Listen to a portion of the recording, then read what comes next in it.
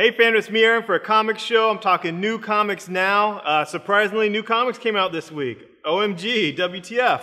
Here's the Justice League one. Yeah, it's not a big, shocking thing. Batman has kryptonite. He's always had kryptonite in every different universe and reboot and everything. So he has kryptonite. What is pretty cool is I'm really digging Justice League now. The first story arc was, 5 years ago. Second story arc was all villains, and there was a couple fill-ins that, the Cheetah Thundercats issues were just so-so. I like the Atlantis stuff, and now the stuff leading into Trinity War is pretty awesome. The Superman, Wonder Woman kissing, making out, and all that, and how it's scaring everybody. That's pretty cool. At the very beginning of this issue, someone breaks into the Batcave. Not really breaks in, just walks in, handprint, retina, all pass, whatever, got through, and beats up Red Hood, beats up Alfred, and takes kryptonite. This is the first few pages. You'll see this in any preview, so it's not a spoiler. But, who is it? Is it someone working for Steve Trevor? Is it one of the villains? Is it Booster Gold? Who knows? But I'm digging what's leading up to Trinity War. I actually, that's pretty cool to me. Vibe, I love this book. I love this guy. He's such an underdog. And now that Sterling Gates is writing it, it's just so perfect because Sterling Gates is the ultimate underdog. He's the ultimate, Vibe. I mean, he's so powerful, but he can't fly. He has to take the stairs. I mean, Sterling Gates is like BFF with Jeff Johns, but then they put him on a New 52 book with Rob Liefeld, and it's like one of the first to get canceled, if not the first, and it's like, OMG. But Vibe is fun. I really dig it. I really dig how he's like us. He wants to hang with these people. He wants to be cool. He wants to use his powers for good, have a purpose and all that, but kind of sucks. And, being someone that kind of sucks myself, but yeah, I can rub, elbows with some of these guys that I'm fans of. I really get Vibe, and I think Sterling Gates is a, very inspired choice for writers. It was great. Wonder Woman, it's like, well, who's she kissing this issue? Oh, she's kissing Orion.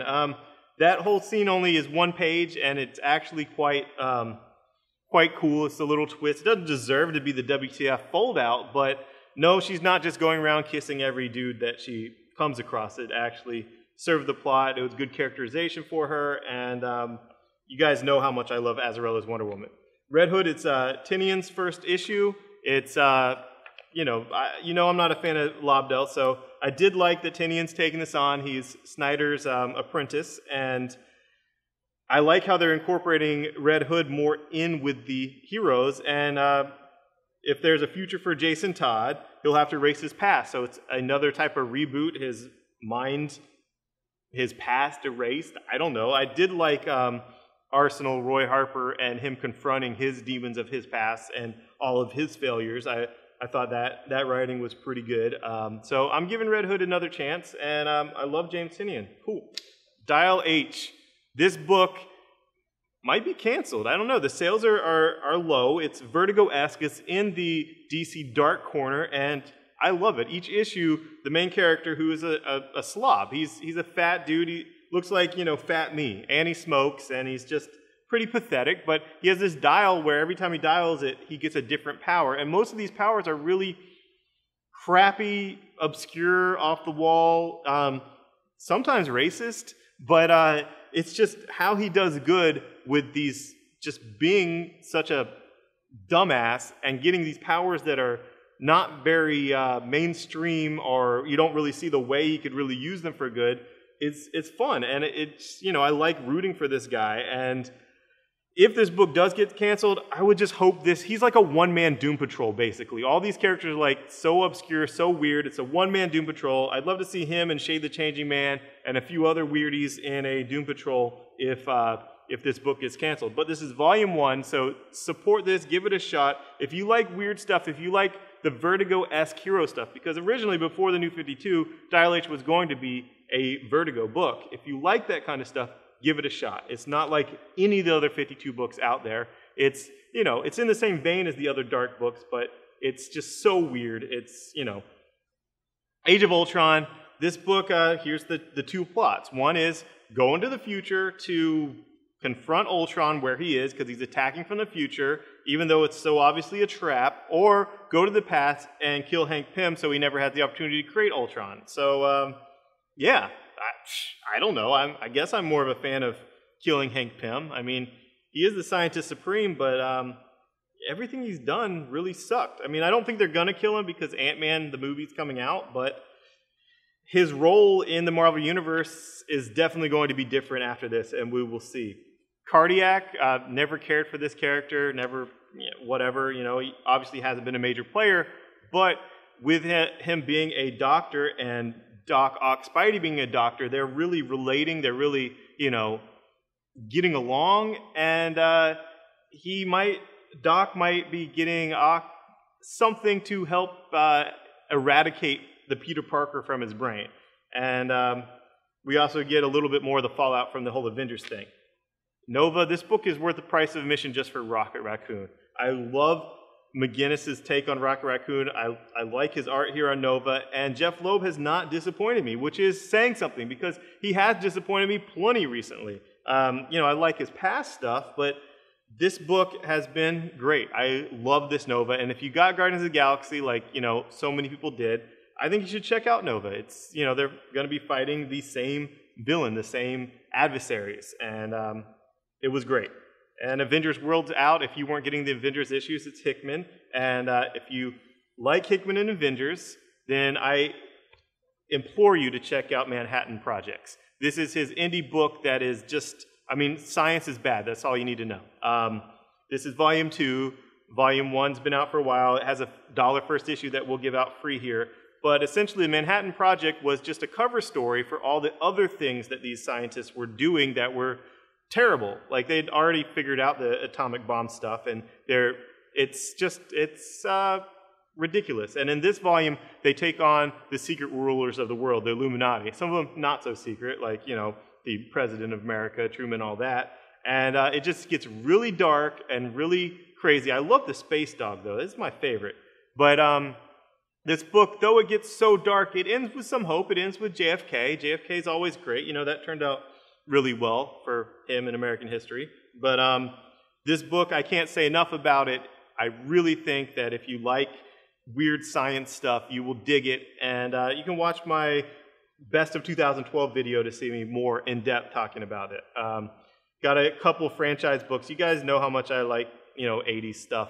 He-Man Master Universe. If you look closely on this cover, Hordak is actually a female. You can see his boobs and like kind of a female torso looking thing. And there's a big reveal in here that's actually quite cool. So I don't know. If you liked He-Man, you'll dig it. Keith Giffen, been my favorite ever since JLI. He's good action and humor, pacing, and that's what I want from my nostalgic 80s stuff, is a good mix of action and humor. This Krang one-shot of villains, Teenage Mutant Turtles, it just reminded me of Squidbillies the whole time. It's just this little brain with a stick beating rats. I couldn't read it without thinking of Early from Squidbillies.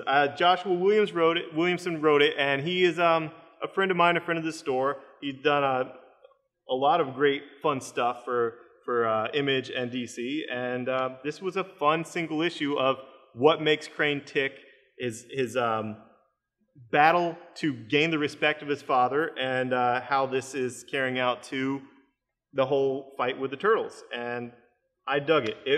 But if you ever watch Squidbillies, you're going to pick up on that. And finally, Revival has the grossest Phantom variant ever. It's some old lady pulling teeth out nude. It's actually quite disgusting. I don't suggest anyone gets it. But they are connecting covers, so you have to get them all, so I guess, why not? This book, it's really cool. I love it, and I like that I have Phantom variants because I have something to really pitch it here in the store that's eye-catching, and it's more than just, hey, this is a really good book that's similar to zombies but not zombies. Instead of being undead, they're ever-living, and, blah, blah, blah. But the new story arc is harvesting organs. If you have these immortals that continuously regenerate, why not harvest their organs? And for that matter, why doesn't Wolverine save everyone with a bad liver or everyone with a heart transplant? Just continuously take out his organs and save people. What's wrong with you, Wolverine? Why are you such a dick?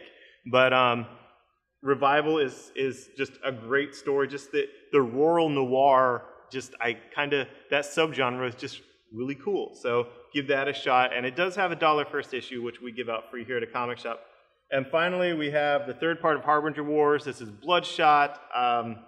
If you haven't tried Harbinger, try the Volume 1. We'll be giving away the first issues free on Free Comic Book Day and afterwards. And Harbinger is just a brilliant book, and I love how Bloodshot and Harbinger are going together, and you have the big bads from both books are at odds with each other, and you have the protagonists from both books kind of at odds with each other too, even though they really should be working together because they both have the best interests of these Psyop kids in mind.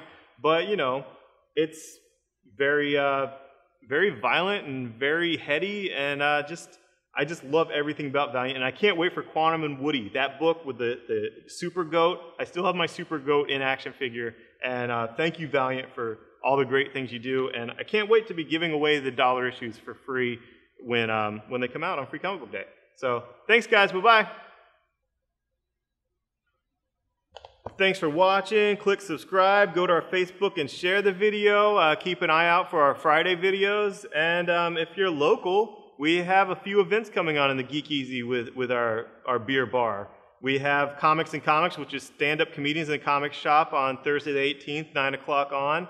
And then we have an Injustice tournament for that video game on Saturday. So, you know, we're going to be drinking, eating grilled cheese, playing video games, and listening to comedians. Thanks, bye-bye.